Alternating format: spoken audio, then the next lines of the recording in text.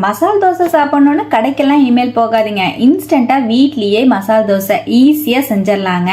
ஒரு 15-20 நிமிஷத்துல கடகடன் ரெடி பண்ணிடலாம். 10-15 காஷ்மீரி மிளகாவை சுடுதண்ணி சேர்த்து ஒரு 10 நிமிஷம் ஊற வச்சிருக்கேன். அதை பிளெண்டருக்கு மாத்திட்டு 6 8 பல்லு பூண்டு, 1 டீஸ்பூன் ஜீரகம், 1 டீஸ்பூன் கொத்தமல்லி விதை, 2 டீஸ்பூன் பொட்டுக்கடலை, ஒரு கொத்து கருவேப்பிலை, சின்னதா ஒரு துண்டு புளியையும் சேர்த்து கொஞ்சமா தண்ணி சேர்த்து 1 டீஸ்பூன் உப்பையும் சேர்த்து நல்லா நைஸா அரைச்சு கார சட்னி ரெடி பண்ணி வச்சுக்கோங்க. மிக்ஸி ஜார்ல 1 கப் அளவுக்கு ரவை, 2 டேபிள் ஸ்பூன் கடலை மாவு, 1.5 டேபிள் ஸ்பூன் அரிசி மாவு, 2 டேபிள் ஸ்பூன் கோதுமை மாவு சேர்த்து 1 டீஸ்பூன் உப்பையும் சேர்த்து தேவையான அளவுக்கு தண்ணி சேர்த்து மாவை நல்லா நைஸா அரைச்சு இந்த மாதிரி எடுத்து வச்சுக்கோ. அரைச்ச மாவை வேற ஒரு பாத்திரத்துக்கு மாத்தி வச்சுட்டேன். 4-5 உருளைக்கிழங்க வேக வச்சு தோல் உரிச்சு வச்சிருக்கேன். அதையும் நல்லா மேஷ் பண்ணி எடுத்துட்டு பேன்ல 1 டேபிள் ஸ்பூன் ஆயில், 1 டீஸ்பூன் கடுகு, 1 டீஸ்பூன் உளுத்தம்பருப்பு, 1/2 டீஸ்பூன் ஜீரகம், ஒரு பெரிய வெங்காயத்தை பொடியா நறுக்கி சேர்த்து 1 கொத்து கருவேப்பிலை, 5-6 பச்சை மிளகாவையும் சேர்த்து நல்லா வதக்கிட்டு 1 டீஸ்பூன் இஞ்சி பூண்டு பேஸ்ட்டை சேர்த்து பச்சை வாசம் போனதுக்கு அப்புறம் ஒரு தக்காளி பழத்தை சேர்த்து 1 டீஸ்பூன் உப்பு சேர்த்து டீஸ்பூன் மஞ்சள் பொடியும் சேர்த்து நல்லா கலந்துட்டு நம்ம வேக வச்சு மசிச்சு வச்சிருக்கிற உருளைக்கிழங்கையும் சேர்த்து நல்லா கலந்து 2 கப் அளவுக்கு தண்ணியையும் சேர்த்து ரெடி ஆனதுக்கு அப்புறமா ஸ்டவ்வை அணைச்சிட்டு நறுக்கின மல்லித்தலையை சேர்த்து